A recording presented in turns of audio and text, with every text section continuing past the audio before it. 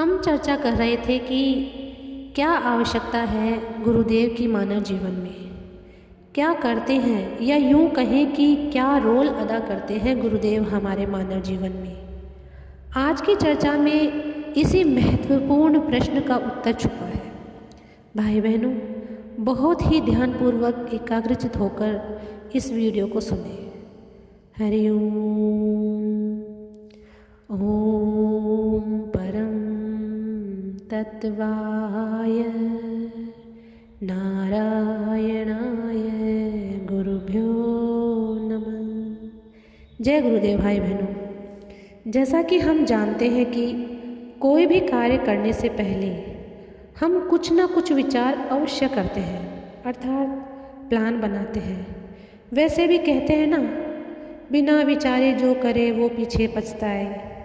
इसलिए विचार विमर्श करना भी चाहिए। लेकिन कई कार्य ऐसे होते हैं जिनको व्यक्ति किसी के साथ भी शेयर नहीं करना चाहता, पर मन ही मन विचार अवश्य करता रहता है।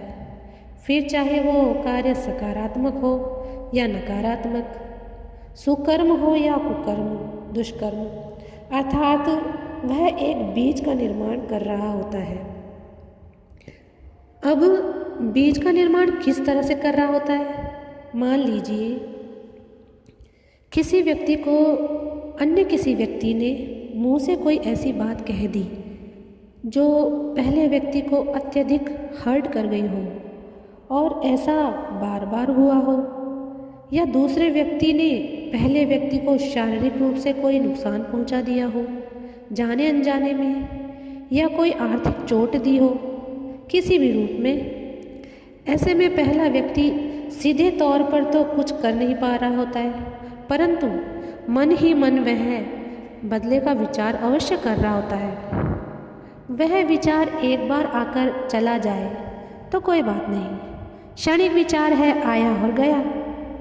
किंतु यही विचार पुनः पुनः आता है तो विचार गहरा होने लगता है, और फिर किसी दिन परिस्थितियों की अनुकूलता में वही विचार मुख से निकल पड़ता है, और एक बार निकलने के बाद पुनः परिस्थिति ऐसी आती है कि वही विचार बार बार मुख से निकलने लगता है। अर्थात वह विचार जो बीज बन चुका है उसका बीजारोपण हो जाता है, अर्थात अनगल बातों में के रूप में, गाली गलौज के रूप में, आदि आदि।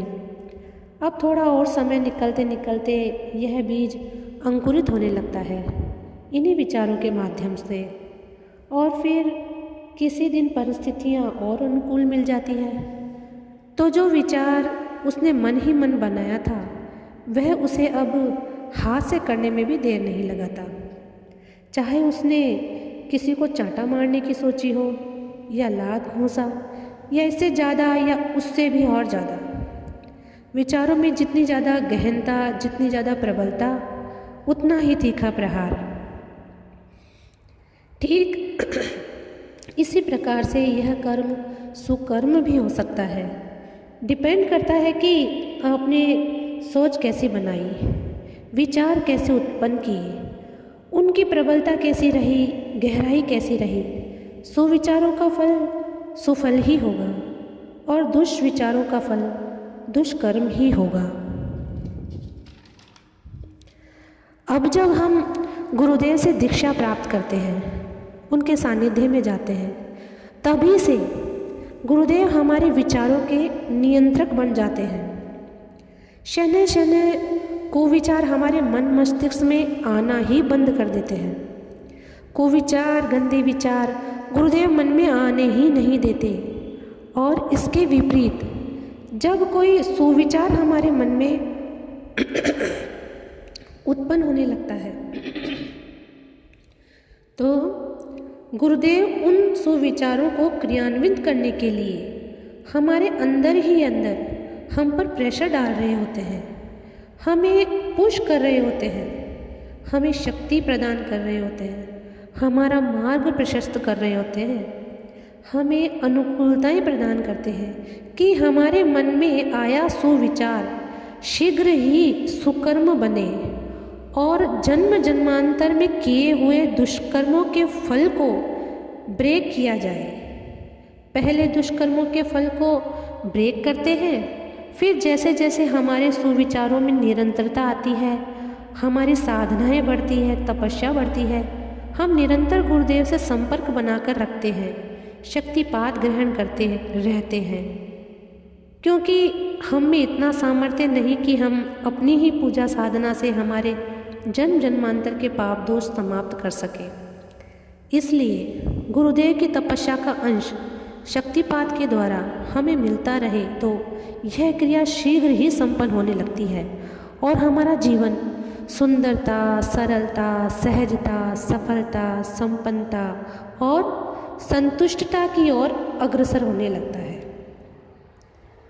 हमारे दुष्कर्मों के फलों के जो पेड़ थे वो कटने लगते हैं और जैसे जैसे हमारे सुकर्मों के वृक्षों की संख्या बढ़ने लगती है, तो जो कि निरंतरता से ही संभव है, वैसे दुष्कर्मों के वृक्षों का जंगल हमने अनेक अनेक जन्मों में निम्न स्तर के कार्य करके खड़ा किया था, वो अब गुरु कृपा से उनके निरंतर सानिध्य से कटने लगता है और एक दिन गुरु की विशेष कृपा होती है और यह जंगल समाप्ति की ओर अग्रसर होता है और हमारा जीवन आनंदित होकर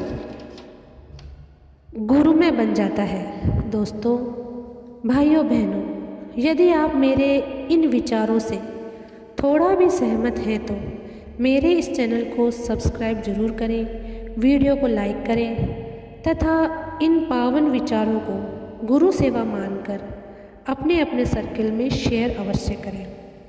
प्रेम से मेरे साथ सभी बोले ओम परम तत्वाय नारायणाय गुरुभ्यो नमः। जय गुरुदेव, नमस्कार। फिर मिलते हैं अगली वीडियो में।